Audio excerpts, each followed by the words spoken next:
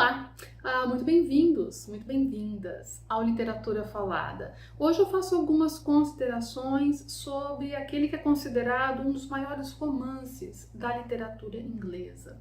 Um romance publicado em 1847 que pertence, portanto, ao movimento romântico. Um romance escrito e publicado por uma mulher, uma das irmãs Brontë, Emily Brontë. Eu me refiro a Wuthering Heights, traduzido quase literalmente para o português como O Morro dos Ventos Uivantes. Um único romance que Emily Brontë publicou, isso porque ela morreu muito jovem, ela viveu apenas 30 anos. Wuthering Heights, O Morro dos Ventos Uivantes, é um romance que contém todos os elementos românticos. Você tem paixões, você tem ódio, você tem ressentimento, você tem as situações sociais e culturais que impelem o ser a determinados tipos de atitude que o afastam de uma vida plena, de uma vida em que ele viveria com a sinceridade, os sentimentos e as paixões. Enfim, é um texto aí que a gente vê que ultrapassa a simples história de amor para ser também uma história de ódio, de vingança, de ressentimento, de profundos sofrimentos emocionais. Vocês devem saber que existem várias adaptações do Morro dos Ventos Uivantes para o cinema. Umas conseguem contemplar melhor o texto, outras nem tanto, mas nada substitui a leitura do romance, que está inclusive disponível em domínio público. Mas vamos ao enredo. Não sei se você que me ouve já leu, ou lembra, ou sabe do enredo. Vamos a ele. O romance começa quando um personagem que vai desaparecer depois da narrativa, mas ele começa quando Lockwood chega no Morro dos Ventos Uivantes. O Lockwood, ele é um inquilino de uma granja que era próxima a Wuthering Heights, e ele está em viagem, em mudança para lá, e ele é surpreendido à noite por uma tempestade, uma noite horrorosa, e ele se vê compelido ali a parar no Morro dos Ventos Uivantes e pedir abrigo. Ele é recebido por pessoas estranhíssimas, uma casa sombria, um clima sinistro, ele acha tudo muito estranho e se sente profundamente desconfortável. Veja que nós estamos aí no fim do século XVIII, início do século XIX. É nesse período que se passa a história, o romance entre Catherine e Heathcliff. Enfim, ele está nesse lugar estranhíssimo e ele é então abrigado e ele é levado a um quarto de hóspedes. Nessa noite, ele vai ser assombrado, literalmente assombrado, pelo fantasma de uma mulher jovem. Trata-se de Catherine Earnshaw, com quem o dono atual da propriedade, uma daquelas pessoas sinistras que o receberam de início, chamado Heathcliff, com quem ele viveu uma enorme paixão. Uma paixão, como eu disse, marcada por extremos de amor, também de rancor, de ressentimento, com consequências aí trágicas, não apenas para os envolvidos, mas também algo que reverberou para outras pessoas, inclusive para outras gerações.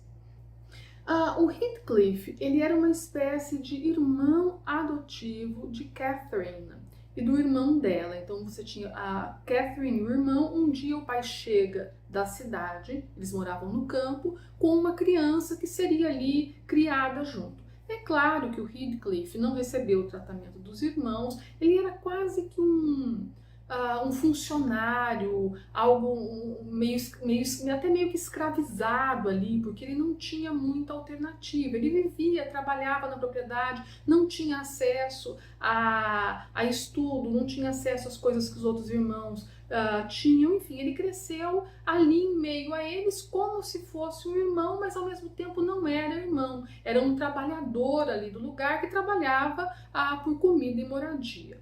Mas a questão é que eles cresceram juntos todos, e a Catherine e o Heathcliff vão desenvolver uma enorme cumplicidade e vão se apaixonar um pelo outro. A questão é que quando a Catherine se torna adulta, ela acaba rejeitando o Heathcliff. devido às condições sociais mesmo.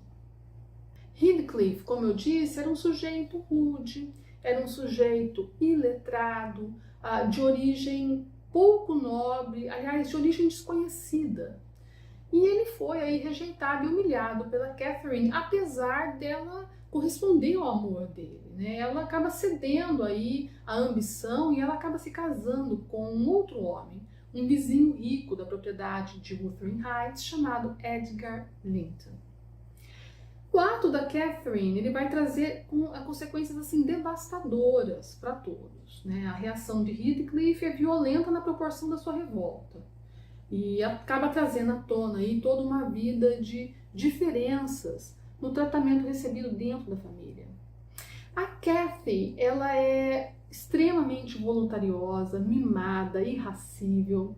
E nesse sentido, ela acaba sendo muito parecida com Heathcliff em termos de temperamento. Claro que ele não é mimado, mas ele é voluntarioso, é irracível. E ela vai reagir com indiferença a ele. E a partir de então, eles acabam protagonizando uma história de amor que, como eu disse, também é de ódio. É de obsessão, é de crueldade e é de devastação. A relação entre Catherine e Heathcliff é marcada por uma espécie de troca simbiótica, doentia e extremamente perversa. E a violência da paixão, impossível, né, devido às condições ali em que eles estão, ela vai atravessar o tempo e vai impregnar todos. O Morro dos Ventos Uivantes ele é um romance que explora aí, profundamente a questão psicológica das personagens, o lado sombrio mesmo do ser. Um lado sombrio que transita entre valores e paixões. E personagens completamente ausentes de maniqueísmos. Todos são bons e são maus ao mesmo tempo. Os personagens são vítimas de suas paixões. E o romance é, por fim, quase que a história de uma vingança. O resultado de um desajuste profundo entre o ser e o mundo. Algo que vai exigir uma espécie de purgação trágica para que seja superada. Belíssimo romance. Eu termino esse vídeo contando uma história para vocês. Há alguns anos eu dava aula de literatura inglesa e eu sugeri em uma das aulas que os alunos lessem O Morro dos Ventos Uivantes. Eu tinha um aluno muito curioso, um excelente aluno chamado Marcelo, que saiu da aula, já passou na biblioteca e já pegou o livro. Dali a alguns dias ele me encontrou nos corredores da faculdade e falou: professora, eu estou com um problema. Eu estou lendo O Morro dos Ventos Uivantes e eu não consigo parar de ler. É uma coisa assim, eu estou ficando obsessivo pelo romance. Ele falou: eu trabalho durante o dia, estudo à noite, eu não tenho mais horário de almoço, eu leio de madrugada, eu leio no ponto do ônibus. É claro que ele não estava reclamando, mas ele estava justamente me falando do quão apaixonante e arrebatador é o romance, né? Ele é envolvente, os personagens eles te convencem, as situações te envolvem, né? Você participa da ação. Então eu costumo dizer que é um romance que vale muito a pena ser lido, mas leia quando você tiver tempo, porque ele vai te envolver e vai aí te deixar apaixonado pela leitura assim que ele parar. Se gostou, deixa o seu like, não esquece de se inscrever no canal e passar o conteúdo para quem você acha que possa se interessar pelo tema.